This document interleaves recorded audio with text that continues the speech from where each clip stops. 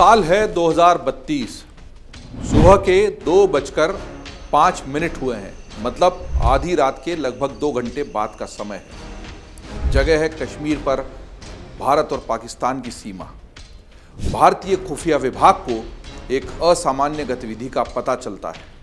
पाकिस्तान की सेना नियंत्रण रेखा के बेहद पास अपनी सेना की तैनाती कर रही है और उसके कुछ ही घंटों में भारत पाकिस्तान के ऊपर एक बड़ा जवाबी मिसाइल हमला करता है। रावलपिंडी समेत सैन्य रूप से जितने भी अहम ठिकाने हैं उन 1 दर्जन से ज़्यादा जगहों पर मिसाइलें गिरती हैं। तिलमिलाया पाकिस्तान जवाबी हमला करने के लिए तैयार होता है। मिसाइल अटैक करने के लिए बटन दबाया जाता है, लेकिन कुछ होता ही नहीं। उनका मिसाइल लॉन्च फेल हो चुका है। पाकिस्तान का कम्युनिकेशन सिस्टम ध्वस्त हो चुका है। आर्मी की कम्युनिकेशन लाइनें बंद हैं, जीपीएस डाउन है, पाकिस्तान अंधेरे में है। पाकिस्तान का पूरा डिफेंस सिस्टम भी मानो लकवाग्रस्त हो चुका है। नमस्कार, बात को समझो में आप सभी का स्वागत है। आपको लग रहा होगा ये कौन सी युद्ध की कहानी लेकर 2032 में मैं आपको ले चलने की कोशिश कर रहा हूं। दरअसल ये सिर्फ एक कहानी नहीं है, ये आने वाले समय के युद्ध का संकेत है। हमने ऑपरेशन सिंदूर में जो कुछ भी देखा और हमने हाल ही में रूस और यूक्रेन के बीच में जो युद्ध चल रहा है उसमें जो कुछ हम देख रहे हैं, इजराइल और गाजा में जो युद्ध चल रहा है उसमें हम जो कुछ भी देख रहे हैं, उससे जो संकेत मिलते हैं वो ये समझ में आता है कि आने वाले समय में ज़मीन से ज़्यादा युद्ध हवा में और हवा से भी ज़्यादा उसके ऊपर यानी अंतरिक्ष में लड़ा जाए। जी हाँ, ये जो अंतरिक्ष यानी स्पेस वॉरफेयर है, इस पर हॉलीवुड की कुछ फिल्में ज़रूर बनी हैं, लेकिन अब ये सच्चाई बनकर हमारे सामने आ चुका है। हम नीचे कितनी भी बड़ी ज़मीनी तैयारी कर रहे हैं। अब 1 लाख पैदल सैनिक, कई सारी टैंक और कई सारी गोला बारूद की इन्फेंट्री बटालियन वाला उतना मजबूत नहीं है जितना मजबूत वो जिसके पास तकनीक है और हाथ में बटन है, क्योंकि एक बटन दबाते ही सब जाम हो जाता है। बड़ी बात यह है, आसमान में अंतरिक्ष में जितने भी स्पेसक्राफ्ट छोड़े गए हैं वो दरअसल मौसम की जानकारी, आपकी जगह की जानकारी यानी जीपीएस, और इससे जीवन आसान हुआ है। आज आप गूगल मैप या दूसरी किसी भी चीज़ से कितनी आसानी से गली मोहल्ले सबका पता लगाते हैं। और अब तो जो वीडियो ट्रैकिंग गूगल अर्थ के माध्यम से हुई, उससे तो आप बिल्कुल मोहल्ले का फ़ोटो, वहाँ की गली का बिल्कुल जैसा वो दिखता है वैसा तस्वीर ले सकते हैं। आप सोचिए कि जब आम आदमी के पास इतनी जानकारी है तकनीक की वजह से, तो जो इसके ऊपर बैठे हैं रणनीति बनाने वाले, युद्ध लड़ने वाले और युद्ध को लेकर दशकों आगे का सोचने वाले, किस तरह की तैयारी। ऑपरेशन सिंदूर केवल एक वानगी थी। अगर हमारे पास उस तरह के मजबूत एयर डिफेंस सिस्टम नहीं होते जैसे थे, S-400 जैसी प्रतिरक्षा प्रणाली नहीं होती, तो शायद हम लोग कुछ अलग स्थिति में होते। हमने आने वाले समय के युद्ध के लिए कुछ तैयारी कर रखी थी, इसलिए हम बेहतर स्थिति में रहे। लेकिन इसी ऑपरेशन सिंदूर ने यह भी बताया कि और बहुत सी तैयारी होना है। अगर 400 ड्रोन एक साथ चले आते हैं हमारी सीमा रेखा के भीतर, तो हमें उनसे कैसे निपटना। दरअसल ऊपर ये जो सारी नीचे गतिविधि चल रही है वो ऊपर किसी न किसी सैटेलाइट के माध्यम से कंट्रोल हो रही है। और सोचिए कि अगर नीचे एक ड्रोन उड़ाने की बजाय, नीचे एक हवाई जहाज उड़ाने की बजाय, नीचे एक टैंक उड़ाने की बजाय ऊपर सैटेलाइट ही उड़ा दिया जाए तो क्या हो। और आने वाले युद्ध की तस्वीर कुछ ऐसी ही होने वाली है। जी हाँ, बात को समझने और समझाने की कोशिश करते हैं, भविष्य के युद्ध के बारे में जानने समझने की एक कोशिश करते हैं। दरअसल आज के समय में करीब 12,000 से ज़्यादा सक्रिय सैटेलाइट्स पृथ्वी को घेरे हुए हैं। आपका mobile network, internet, GPS, banking system, live TV सब सैटेलाइट पर ही निर्भर करता है। यहाँ तक कि मौसम की सारी सटीक जानकारी भी हमें इसी सैटेलाइट के माध्यम से ही मिलती है। लेकिन असली बात यह भी है कि कई देश अब इन सैटेलाइट्स का इस्तेमाल सिर्फ सुविधा के लिए नहीं, बल्कि दूसरे देशों पर सामरिक और सैन्य प्रभुत्व के लिए भी कर रहे हैं। आधुनिक युद्ध कला में जीत सिर्फ हथियारों से नहीं होती, बल्कि डेटा, सर्विलांस और रियल टाइम इंटेलिजेंस से होती है, जो सीधे इन सैटेलाइट के माध्यम से ही संचालित होता है। किसी दुश्मन की गतिविधि को ट्रैक करना हो या अपनी मिसाइलों को पिन पॉइंट यानी सीधे उसी लक्ष्य तक भेद ना हो तो फिर हर कदम पर सैटेलाइट की ही भूमिका निर्णायक बन जाती है। यानी अंतरिक्ष अब सिर्फ तकनीक का मैदान नहीं रहा, बल्कि ये अगला युद्ध क्षेत्र बन चुका है। ये बनने की तैयारी नहीं कर रहा है, अंतरिक्ष एक युद्ध क्षेत्र में तब्दील हो चुका है। जब भारत ने ऑपरेशन सिंदूर के तहत आतंकियों के ठिकानों पर हमला किया था, तो कहां, कैसे और किस कोऑर्डिनेट पर हमला किया जाएगा, ये सब कुछ सैटेलाइट के डाटा से ही तो तय हुआ था। हालांकि भारत की इस जवाबी कार्रवाई के बाद पाकिस्तान और भारत के बीच जब डीजीएमओ स्तर पर बातचीत चल रही थी, तो पाकिस्तान ने एक चौंकाने वाला दावा भी किया था कि उन्हें भारतीय सेना के हर लाइव मूवमेंट की जानकारी थी। सवाल यह है कि कैसे?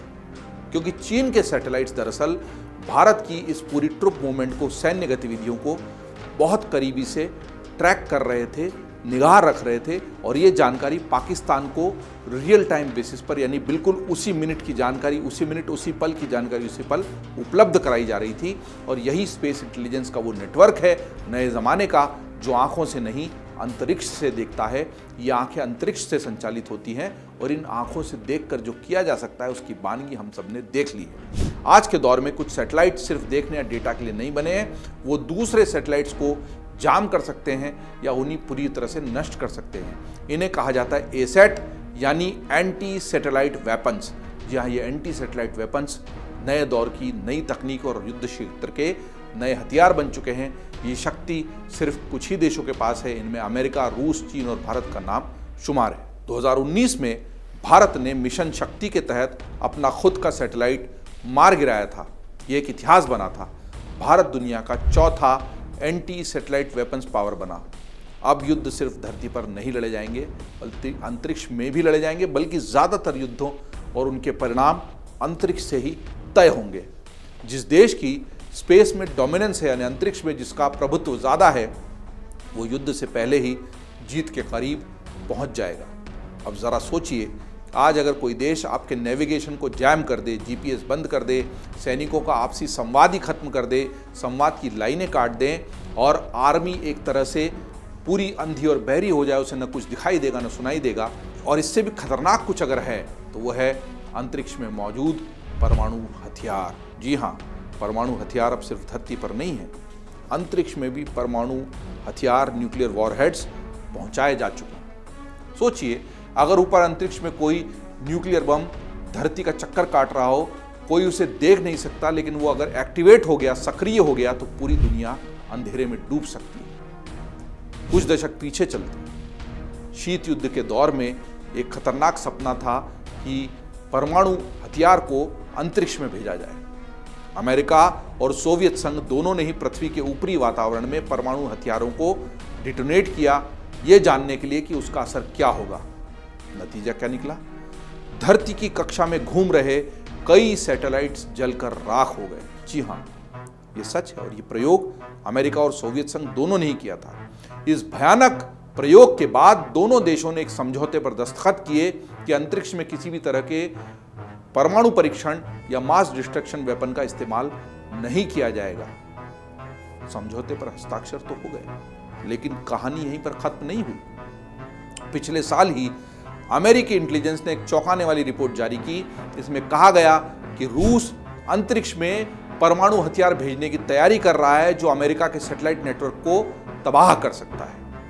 कुछ विशेषज्ञों ने तो ये तक दावा कर दिया कि रूस ने वो बम पहले ही अंतरिक्ष में भेज भी दिया है, और एक अनजानी रशियन सैटेलाइट जो अब ग्रेवयार्ड ऑर्बिट, यानी कब्रगाह जिसको अंतरिक्ष कहा जाता है, उसमें चुपचाप घूम रही है, और उसी में परमाणु हथियार भी छुपा है। ये एक अमेरिकी खुफिया विभाग की रिपोर्ट है कि हस्ताक्षर तो हुए थे सोवियत संघ और अमेरिका पे, लेकिन रूस उस सोवियत संघ वाला रूस नहीं है, वो उससे टूटा हुआ एक अलग देश है। वहीं अमेरिकी खुफिया विभाग का कहना था कि ये कोई आम सैटेलाइट नहीं है, ये एक गोपनीय प्रोग्राम का हिस्सा है, जिसका मकसद है अंतरिक्ष में परमाणु हथियारों को तैनात करना। जवाब में रूस ने जाहिर है सारे आरोपों को खारिज कर दिया। पुतिन ने कहा कि हम अंतरिक्ष को जंग का मैदान नहीं बनाना चाहते। लेकिन क्या ये सच है? अप्रैल 2024 में यूएन सिक्योरिटी काउंसिल, यानी संयुक्त राष्ट्र की जो सुरक्षा परिषद है, उसमें अमेरिका और जापान एक प्रस्ताव लेकर आए। इसमें कहा गया कि आओ हम मिलकर परमाणु और जो मास डिस्ट्रक्शन वाले हथियार हैं बड़े पैमाने पर तबाही मचाने वाले हथियार हैं, उसका जो अंतरिक्ष में प्रयोग है उस पर प्रतिबंध लगाएं। लेकिन रूस ने उस प्रस्ताव को वीटो कर दिया। अमेरिका ने तुरंत जवाब दिया कि देखा, हमें पता था कि तुम कुछ छुपा रहे हो। इसके बाद रूस भी एक प्रस्ताव लेकर आता है कि हम तो अंतरिक्ष में हर तरह के हथियारों को हमेशा के लिए प्रतिबंधित करना चाहते हैं, और इस बार अमेरिका ने उस प्रस्ताव को वीटो कर दिया। अब रूस बोल रहा है कि हथियारों की होड़ तुमने शुरू की है, हम तो सिर्फ अपने आप को बचा रहे हैं, तैयार कर रहे हैं ताकि तुम कुछ करो तो अपने आप को बचा सके। तो असली सवाल यह है कि क्या हम आने वाले इस स्पेस वॉर के लिए, अंतरिक्ष युद्ध के लिए तैयार हैं? और इसीलिए बात को समझना जरूरी है, जानना यह जरूरी है कि अमेरिका, रूस जैसी ताकतें इस तरह का खेल पिछले कुछ दशकों से लगातार खेल रही हैं, झूठ बोल रही हैं। परमाणु हथियारों पर अंतरिक्ष में प्रतिबंध लगाने की बात को मानने के बावजूद एक दूसरे से बचने का बहाना बनाकर दरअसल अंतरिक्ष में परमाणु हथियार तैनात तथाकथित रूप से कर चुके हैं। तो भारत ऐसे में क्या कर रहा है? दरअसल जमीन पर भारत क्या कर रहा है, इससे पहले हम ये समझने की कोशिश करते हैं कि ये जो अंतरिक्ष में सब कुछ चल रहा है उसका महत्व क्या है जमीन के कुछ उदाहरणों से। तो जैसे कुछ स्ट्रेट ऑफ हर्मूज है, मलक्का स्ट्रेट है, स्वेज नहर है, वो वैश्विक अर्थव्यवस्था में एक अहम भूमिका निभाती हैं सारे ठिकाने। उसी तरह से धरती के ऑर्बिट जोन में मौजूद सैटेलाइट्स जितने भी हैं वो भी वैश्विक अर्थव्यवस्था को गति देने के लिए ईंधन की भूमिका में ही हैं। अंतरिक्ष में जिस तेजी से अमेरिका, चीन और रूस ने अपनी मौजूदगी बढ़ाई है, उससे हमारे सैटेलाइट नेटवर्क पर भी खतरे मंडरा रहे हैं। कल को अगर ये युद्ध किसी जियोपॉलिटिकल एजेंडा को पूरा करने के लिए लड़े जाते हैं और हमारे देश के सैटेलाइट के नेटवर्क के साथ भी छेड़छाड़ करते हैं, तो ऐसे में हमारे देश का संचार तंत्र और अर्थव्यवस्था पर सीधा प्रभाव पड़ सकता है, ज़्यादा नुकसान हो सकता है, तबाह होने के कगार पर भी ये सब चीज़ें पहुंच सकती हैं। इन्हीं खतरों और बढ़ती ज़रूरतों को देखते हुए भारत साल 2028 तक अपने खुद के अंतरिक्ष स्टेशन का बेसिक मॉडल धरती की कक्षा में स्थापित करने जा रहा है।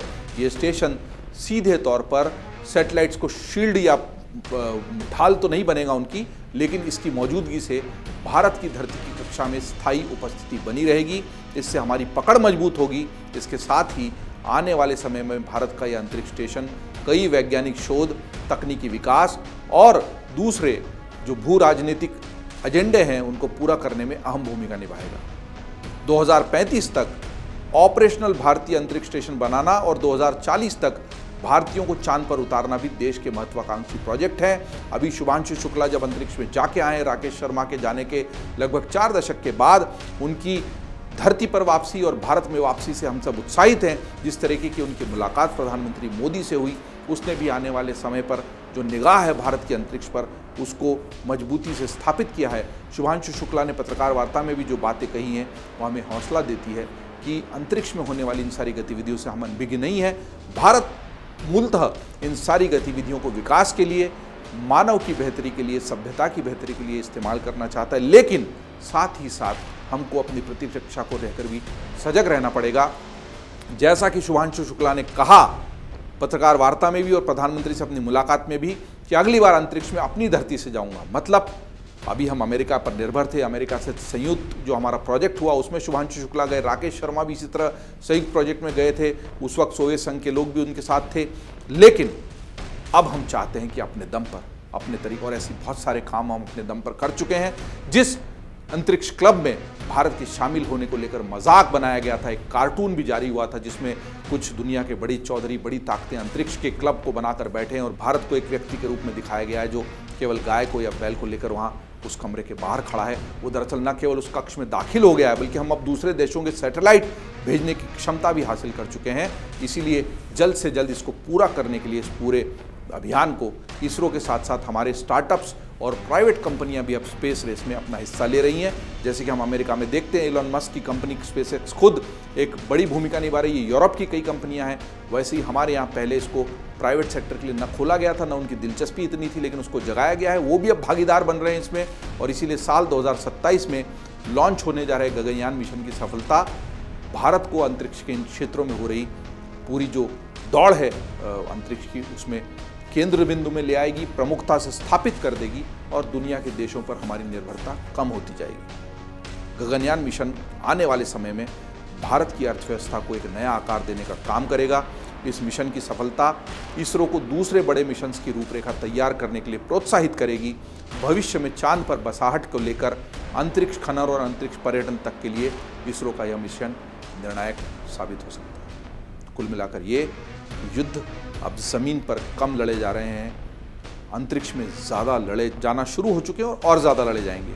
क्योंकि अगर आपके पास सैकड़ों हज़ारों की संख्या में हवाई जहाज़ हैं, बहुत अत्याधुनिक एयरक्राफ्ट्स हैं, आप राफेल ले आइए, F-35 ले आइए, कुछ भी ले आइए, लेकिन उनका संचालन जिस तकनीक से होता है, क्योंकि अत्याधुनिक हैं, सब कुछ तकनीक पर निर्भर है, और उस तकनीक का रिमोट जहाँ पर है, आप सीधे उस रिमोट पर ही अगर हमला कर देंगे तो नीचे सारे प्रक्षेपास्त्र, सारे वायुयान, सारे फाइटर जेट्स, सारी मिसाइलें धरी की धरी रह जाएंगी। ये सोच है, ये खेल है। अच्छी बात ये है कि भारत इस खेल में पीछे नहीं। बुरी बात यह है कि अस्पताल बनाने, स्कूल बनाने, पेयजल की समस्या को दूर करने की बजाय दुनिया का पैसा परमाणु हथियार बनाने में लग रहा है।